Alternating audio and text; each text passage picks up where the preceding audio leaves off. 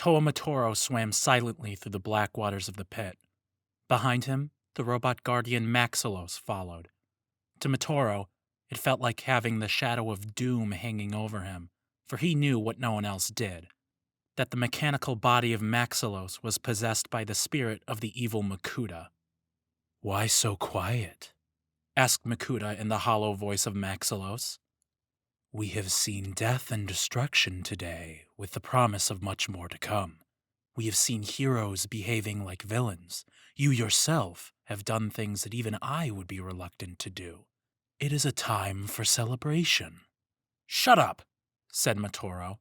"I'm only doing what I have to do to save the life of Matanui, a life you put in jeopardy." Makuta laughed. "Think what you like, little Toa, and try to avoid admitting to yourself that you are one bad day, one moment of cruelty, one fit of rage from being me." Makuta swam past Matoro and then veered down toward the sea bottom. "Come with me. I want to show you something." "What?" asked Matoro. "Call it an answer to some of your questions," replied Makuta. He led Matoro down to the depths of the black water. There they came to a great gap in the sea floor. "I discovered this shortly after taking over the body of Maxilos. It's an entrance to the original pit, the prison once inhabited by the Baraki and others like them. There is something down there I think you should see." "How do I know this isn't a trap?" asked Matoro. "You don't," answered Makuta. "But surely a strong and brave Toa like yourself fears nothing. Follow me." Makuta swam down through the opening. Matoro watched him go until the crimson form had disappeared into the pit. The Toa of Ice checked his Kordak blaster, readied himself for anything that might happen, and followed his greatest enemy into the darkness. Makuta led Toamari Matoro deep into the dark recesses of the former prison known as the Pit. It was eerily quiet. Now and then, a sea creature darted past, keeping its distance from the two beings it no doubt regarded as predators. "Certainly one of us is," thought Matoro. "Makuta has been preying on the fears of Matoran for as long as I can remember, and what have I become? As soon as I realized I wore a mask that let me reanimate the dead, I should have cast it aside. I never should have used it. When you were through brooding, I have found what I was seeking," said Makuta. "Here." Matoro looked where he was pointing. Half buried in rubble was a Kanohi mask of power, one whose shape seemed vaguely familiar. Scattered nearby was blue Toa armor. "What is this?" asked Matoro. "All that remains of a Toa of water named Tuyet," Makuta replied. "She was condemned here many thousands of years ago. She died here, though I don't know why. Perhaps she was trying to escape." "Why was she sent here?" "It is hard for me to give an exact reason, since I did not know here existed until a few days ago. But I do know her crime. She tampered with an object of power that did not belong in her hands. It was too much for her. She went wild, was defeated by Toa Lakan and Toa Nidiki, and the object was destroyed. Or so the heroes thought." "Get to the point," said Matoro. Makuta laughed. "I would have thought it would be obvious. Tuyet is dead. She is also the only one who might know how the powerful artifact, the Nui Stone, could be recreated. I want you to use your mask, Matoro, the mask of reanimation. I want you to bring her back." Toamari Matoro and Makuta stood over the battered mask and armor of a long-dead Toa Tuyet. "You are insane," said Matoro. "I won't do what you ask." "I must have missed the part where I gave you a choice," Makuta replied. "I want you to use your mask power to reanimate this corpse, and I want you to do it now." After a moment, he added, "I could just kill you, Matoro, take the mask and do the job myself, but it's so much more amusing this way." "Even if I bring her back, she won't be able to help you recreate the Nui Stone," insisted Matoro. she'll have no spirit, she'll have no mind. I have always found the minds of Toa to be vastly overrated anyway, said Makuta. Now get to work. Matoro concentrated, triggering the power of his mask of reanimation. He knew Makuta meant what he said. He would kill Matoro without a second thought. Beyond that, the Toa of Ice was curious to find out just what it was Makuta was up to here. Once he knew that, he could always send Tuyet back to the grave by cutting off the power of the mask. At his feet, the Konohi mask and armor began to move, slowly coming together. What had been a pile of junk a moment before now had taken on a form. Other pieces of armor were rising up through layers of mud, struggling to rejoin the rest. It somehow managed to be amazing and sickening at the same time. Slowly, the body that once belonged to Toa Tuyet rose from the floor of the pit and stood unsteadily waiting for commands. And that was when Matoro noticed something. Incredibly tiny, almost microscopic pieces of crystal embedded in the dead Toa's armor. Behold, said Makuta. When the Nui stone exploded so many thousands of years ago, most of it vaporized. But some fragments survived buried in Tuyet's armor. With these, I can recreate the stone as it once was. All I need is the proper tool. What tool? Asked Matoro. The Staff of Artaka, answered Makuta, and unless I am mistaken, your old friends the Toa Nuva are about to get it for me. Toa Matoro, Makuta in the body of the robot Maxilos, and the reanimated Toa Tuyet swam away from the long-abandoned prison and into the open ocean. Matoro's mind raced. What did Makuta plan to do with the Nui stone if he recreated it? What was the Staff of Artaka, and why did Makuta believe the Toa Nuva would help him get it? More importantly, how could Matoro stop this? Matoro! The Toa of Ice turned. Toa Holly was swimming toward him. In the background, Matoro could see what looked like an ocean full of manta rays. Where are you going, and who is that Toa with you? She looks, Matoro, what have you done? Matoro could hear Makuta's voice in his mind. We have a meeting to attend, or have you forgotten? One of my brotherhood waits near Mari Nui, but he will not wait long. You wouldn't want to make us late, would you?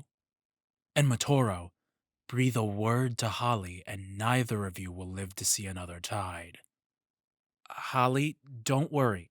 Everything's fine. Just trust me. I do trust you, but I think you have become a little too used to keeping secrets, brother. And I'm starting to wonder if you trust me, or any of us. Matoro looked Holly right in the eyes. It will all work out. Everything is going just as planned. As smooth as that time Nuparo used his mask of flight to transport you over the chasm, remember? Now we have to go.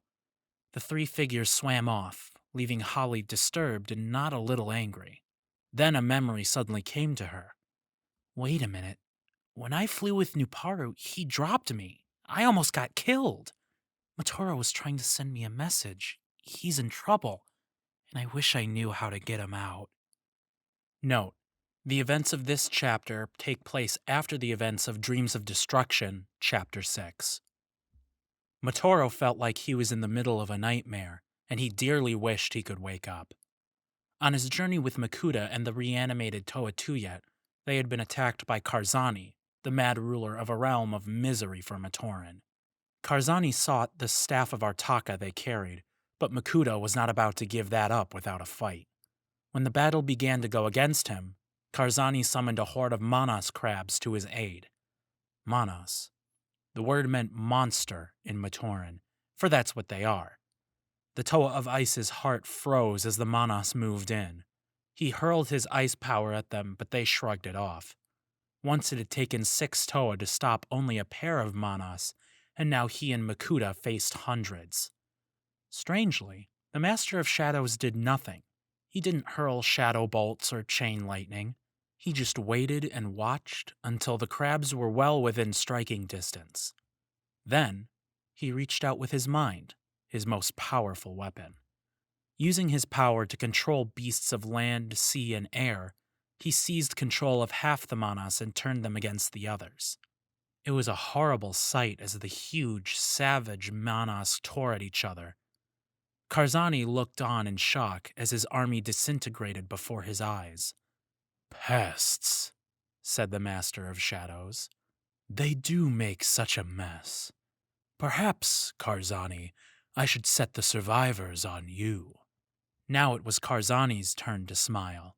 He had powers of his own, powers Makuta could not hope to cope with, he was sure. Triggering his ability, he thrust a vision into Makuta's mind. Now Makuta saw, as surely as if it were really happening, the future day when the Toa Nuva would reawaken the great spirit Motunui. He saw Motunui rise, whole for the first time in 1,000 years, and then he saw the great spirit's power surge through the universe, seeking out those who would dare to rebel against him. He saw the terrible vengeance of Motunui and knew the final punishment that waited for him. And Makuta screamed. Note, the events of this chapter take place after the events of Dreams of Destruction, Chapter 7. If Makuta was at all rattled by his fierce battle with Karzahni, he didn't show it. Nor had he displayed any particular emotion when he and Matoro had met with Makuta Icarax, who had brought the Staff of Artaka to the waters above the pit. He had simply taken the object from his fellow Brotherhood member and dismissed Icarax with a nod. Now, he and Matoro stood over the shadowed remains of Toa Tuyet's armor. A single fragment of the Nui stone gleamed in the darkness. "That is all the staff needs," said Makuta quietly. "One piece, and its power will recreate the stone as it once was." "And what good will it do you?" asked Matoro. "What do you plan to do with it?" "Very well, my curious little Toa," Makuta replied. "Think on this. Tuyet, and later Nadiki, were not the only Toa to ever turn bad. And if the next one should happen to fall under my sway, well, what better than to use the Nui Stone to increase his power 100-fold, 1,000-fold? Imagine an all-powerful Toa at my command, wiping your kind from the face of this planet." Makuta aimed the Staff of Artaka at the Nui Stone fragment and triggered its power. Slowly, the pieces of the stone began to float around the water, drifting toward each other, joining together for the first time in 1,000 years. "I can't let you do this!" yelled Matoro, charging forward. Makuta waved his hand and a stasis field froze the Toa of ice. "And I can't let you stop me," said Makuta. "No one can stop me now." A blast of sheer raw power struck the Master of Shadows squarely in the back. Makuta staggered, dropping the staff. "Who dares?" he snarled. "In my time, I've dared lots of things. Maybe too many things," came the reply. "I fell a long way from the light, and I can never find my way back." Makuta whirled. Hovering in the water was Brutaka, former guardian of the Mask of Life, now mutated prisoner of the pit. Wisps of energy were still drifting from his open hand. His body had changed. Twisted spikes now jutting out of his armor, and what looked like a long dorsal fin running down his back. Brutaka stood, ready for battle. But the darkness is not so complete that I can't recognize a monster when I see one. Makuta hurled a blast of shadow energy at Brutaka. The warrior sidestepped and dove past Makuta, snatching up the Staff of Artaka, even as he shouted, "Botar!" Events happened quickly then. The Order of Motunui agent known as Botar appeared suddenly in the midst of battle, taking the staff from Brutaka. He spared a moment for a nod of thanks to his former teammate before vanishing once more. "It's gone," Brutaka said to Makuta. "The staff is gone where you cannot reach it. You've lost." "If I have lost the staff, you are about to lose everything," said Makuta. Brutaka did not tremble at the threat or back away. Instead, he just laughed. A long, hard laugh with a little trace of madness in it. "You seem to have me mistaken," he said. for someone who has anything at all left to lose. "Get out of here, now!" Brutaka shouted at Matoro. "Get back to the other Toa. I'll handle Makuta." "As you handled the Toa Nuva and the Toa Enika?" sneered Makuta. "Are you a fool enough to think you can trust him, Matoro?" Toa Matoro weighed his choice. Brutaka had once been a member of the Order of Matanui before he had turned bad, but Makuta? His spirit had been black from the day he had been created. There was no choice at all. He swam away as fast as he could, heading for a rendezvous with his teammates. "You cost me the Nui Stone," growled Makuta, hurling a burst of shadow energy at Brutaka. "You have become an annoyance." But the shadow bolt never reached its target. Triggering the power of his Kanohi mask, Brutaka opened a dimensional portal and shunted the energy into the zone of darkness, where it could harm nothing. "Then let's see if I can move up to an irritation," said Brutaka, firing his own blast of energy from his sword. The blast knocked Makuta's weapon from his hand. "You know, Makuta, we can do this all day, but it won't get you what you want." "And that is?" asked Makuta, even as he used his control over gravity to slam Brutaka into a nearby mountain. "Ow!" said Brutaka. "Well, you don't want the Mask of Life. If you did, you would have never hired those bumbling Paraka to get it for you. But you do want to be there when it's found, pulling everyone's strings. You want to decide who has it, how they use it, and when. Am I getting warm?" "A little too warm for comfort," answered Makuta, throwing a stasis field around Brutaka. But the former Order of Matanui member demolished the field with one swipe of his blade. "Please," said Brutaka. "I was getting out of stasis fields while you were still on Destral raising archive moles." "What is it you want, Brutaka?" "Once I would have said I wanted the mask myself," Brutaka replied. "Once I would have seen myself ruling a universe with it. Now, I guess you could say my vision's improved and I just want to see you sweat." Brutaka smiled. "Oh, and by the way, Nocturne had the mask last I saw, but Hydraxon was about to take it away from him, and who knows what that lunatic will do with it. So maybe you better go see." Makuta's instinct was to continue the battle, but Brutaka was right. He couldn't afford to lose control of events, not at this late stage. "This isn't over," warned the Master of Shadows. Brutaka ran a finger along the razor-sharp edge of his sword. "Oh, Makuta, I'm counting on that." Makuta, in the body of Maxilos, swam rapidly through the dark waters of the pit. As he did so, his mind drifted back to the past and the journey that had brought him to this place and time. Had it really only been some 100,000 years ago that he first saw the light of day, along with his fellow Makuta, Chirox, Antraz, Vampra, Mutran, and the others? They had been selected by the Great Spirit Matanui for a very special purpose. It would be their job to bring into being the plants and animals needed to keep the universe running smoothly. Over time, their role expanded. The Brotherhood of Makuta became responsible for watching over the lands and seas of the Matoran universe. Internal threats to the power of Matanui were crushed by the armies led by Makuta. While the Great Spirit focused on matters of cosmic importance, the day-to-day safety and security of the world fell on the shoulders of the Makuta. Oh, there were Toa, of course, blundering about and noisily dealing with what they laughingly referred to as menaces, but the true power to create and destroy rested with the Brotherhood. Logic dictated that the Matoran would come to realize how much their puny lives depended on the Makuta and would behave accordingly, but no. When they held their naming day festivals, they did it in honor of Matanui. When they finished a day's work, they thanked Matanui for the successful completion of their labors. Matanui, who was so far above them, they might as well have been fireflies scurrying about his feet. So many millennia of being passed over led to jealousy, and jealousy to resentment, and resentment to hatred, until just beneath the surface of every Makuta burned a desire to see the Great Spirit humbled. But it was not until the failed rebellion of the Baraki that the Makuta of Metronui began to think maybe, just maybe, something could be done. But his plan extended beyond just Matanui's defeat. No, it was a labyrinthian scheme.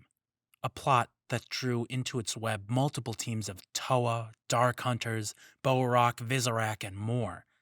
And yet, despite all its twists and turns, the plan was also breathtaking in its simplicity. There is a small Rahi called a water wraith, he explained to the rest of the Brotherhood some 80,000 years ago. So small, so insignificant is it that larger fish do not even consider it a worthy meal. But every now and then, a bold water wraith will attack a fish much larger and more powerful than it. It is a one-sided battle, of course, that ends with the poor water wraith in the mouth of its foe. Of course, what the larger fish quickly discovers is that the outer shell of a water wraith is coated with deadly poison. The larger fish dies instantly, and the water wraith escapes to feast for months on its very foolish and very dead opponent. "Sometimes, my brothers," he had said, seating himself on his obsidian throne, "the best way, the only way to win is by losing."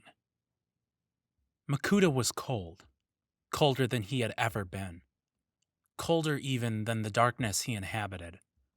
On his way to prevent Hydraxon from acquiring the Mask of Life, he had been ambushed by Toa Matoro and frozen inside super hard ice.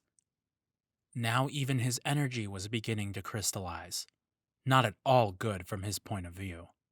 Through the clear ice, he could dimly make out the forms of the Toamari, Baraki, and Hydraxon in a mad scramble for the artifact. None of them, he was sure, had the slightest idea what the mask could really do. To them, it was just a bright golden treasure to be warred over like hungry Rahi after a meal. Makuta, of course, knew better. He had pieced together half-remembered legends, whispered rumors, even fragments of information retrieved in the long-past raid on the island of Artaka. The Mask of Life was intended as more than just a cure-all for the great spirit Matanui in the event of his illness. No. The Mask of Life was a quick solution to another problem altogether. The great beings had created a universe, but they could not be certain it would operate as they wished.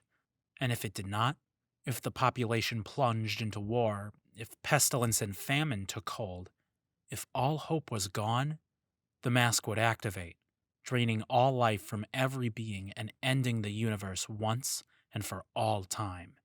When the time came, the mask would first turn from gold to silver, and then eventually to black when the end time had arrived. Axon, Brutaka, Umbra, all the noble guardians of the Konohi Ignaika had never realized that they were protecting an item that could bring about a complete annihilation.